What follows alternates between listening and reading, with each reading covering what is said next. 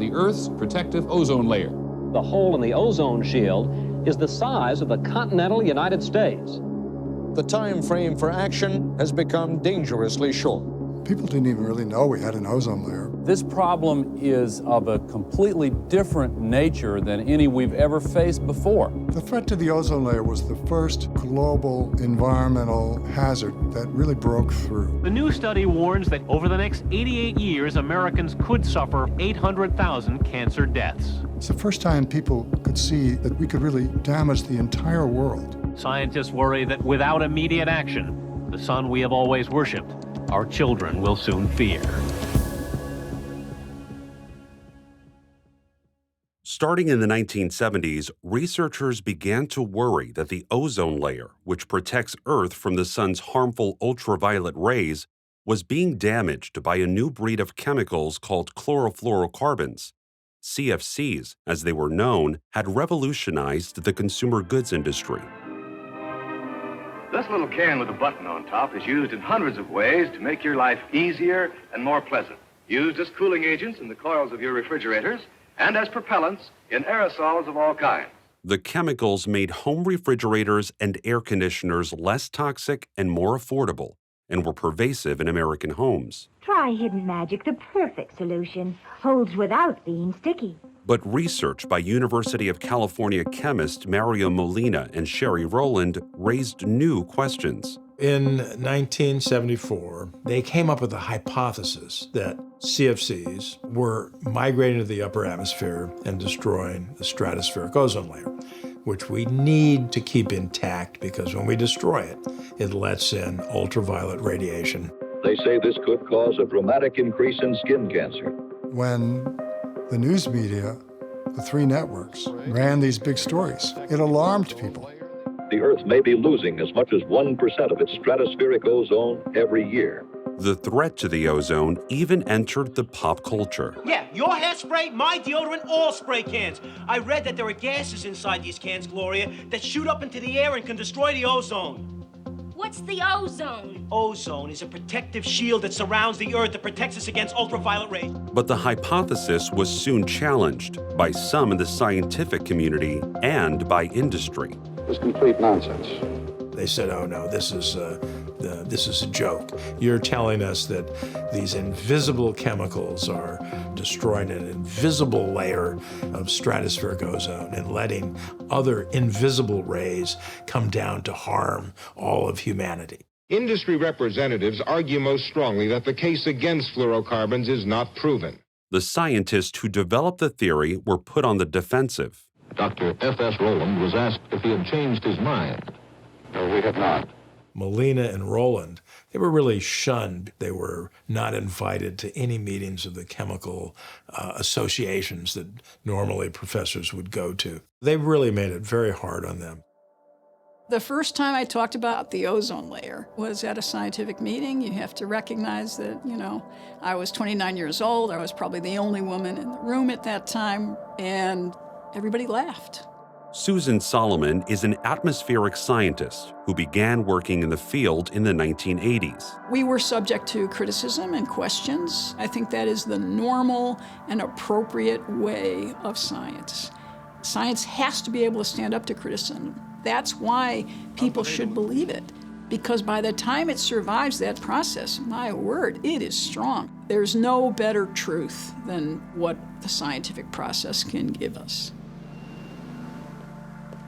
Then in 1985, British scientists found new evidence that the ozone layer had developed a hole in the Antarctic. So, the following August, Susan Solomon led a team of scientists there and found the first direct evidence that chlorine from man-made CFCs, which had migrated to the Antarctic, was reacting with polar stratospheric clouds and sunlight, causing ozone depletion. Then, of course, we found out the Antarctic ozone hole was far, far worse than our worst nightmare. It's enormous, and it's happening right now. Today, scientists who recently returned from the Antarctic told Congress that the ozone layer still is disappearing at an alarming rate. The sledgehammer that actually dealt that blow had to be the chlorofluorocarbons, because the chlorine in our atmosphere in general is something like 80% man-made. By the mid-1980s, the U.S. had a partial ban on CFCs and aerosols, and calls for more bans and international action were growing during President Reagan's administration. It was the Secretary of the Interior, Don Hodel, who I think as a result of pressures from some countries that did not want to move forward with a treaty on ozone depletion, we were actually asked to develop a cost analysis for everyone to wear hats and sunglasses when they went outside, rather than stop producing the chemicals that destroyed the ozone layer. We had to actually look at the number of people in the United States, multiply it by 237 million to come up with a cost estimate. How are you feeling, sir? How serious is your nose? President Reagan had had skin cancer on his nose, and so apparently that captured his imagination, and he agreed that we could go forward and negotiate a solution to the problem. The industry decided they were losing this fight. And as one of their lobbyists told me, it's better to be at the table than on the menu. In 1987, with the scientific evidence growing on the dangers of CFCs to the ozone, a UN summit in Montreal brought global leaders, scientists, and industry representatives together to address the issue. I thought Montreal was very hard because it isn't easy to get your own government in the right place or the 180-odd countries to agree to something. It's basically almost unwieldy when you think of that many countries with that many issues. And it took all of us to actually get the job done. Representatives completed 10 years of off-and-on negotiation. And this afternoon, most signed what some called an historic agreement to limit production of chemicals many believe threaten the ozone layer in the atmosphere.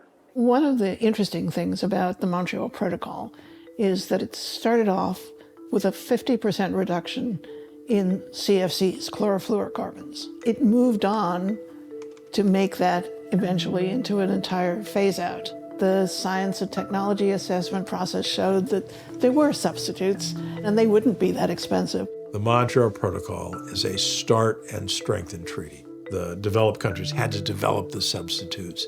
They had to drive down the price. And then 10 years later, the developing countries had to do the same thing. And they had funding from the Montreal Protocol. By the 1990s, everyone could see that the Montreal Protocol really was working. You had every country in the world joining up. The Montreal Protocol was the first treaty in the history of the UN to achieve universal ratification.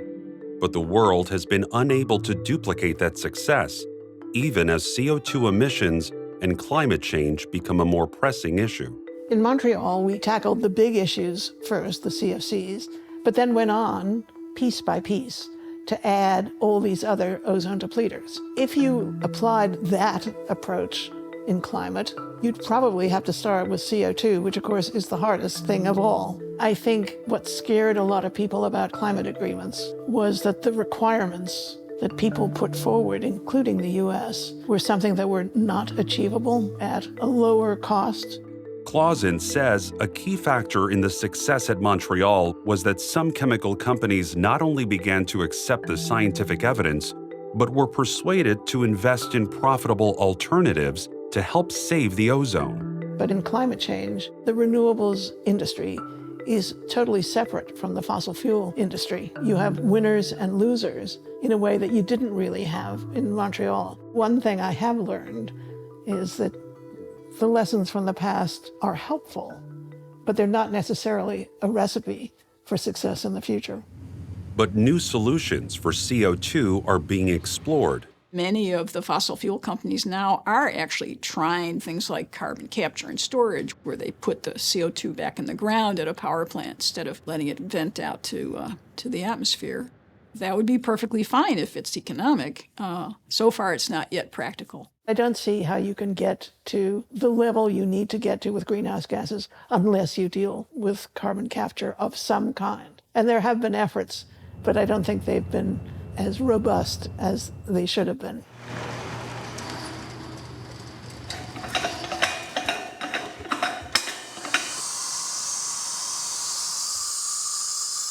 Uh, 10:15. Do you want a pre-launch call? Okay, awesome. Thanks. It's been 35 years since the Montreal Treaty when the world began to work together to heal the ozone, and scientists are carefully monitoring its health. So this is the ozone sonde. We're pulling in air through here, and then any ozone molecule that gets pulled through and goes into our solution, that reacts with the potassium iodide and makes an electrical current. The National Oceanic and Atmospheric Administration launches balloons into the stratosphere each week to measure the ozone layer. And in early 2023, there was good news. Scientists today say the Earth's ozone layer is actually healing. Look at these pictures. This is a big deal.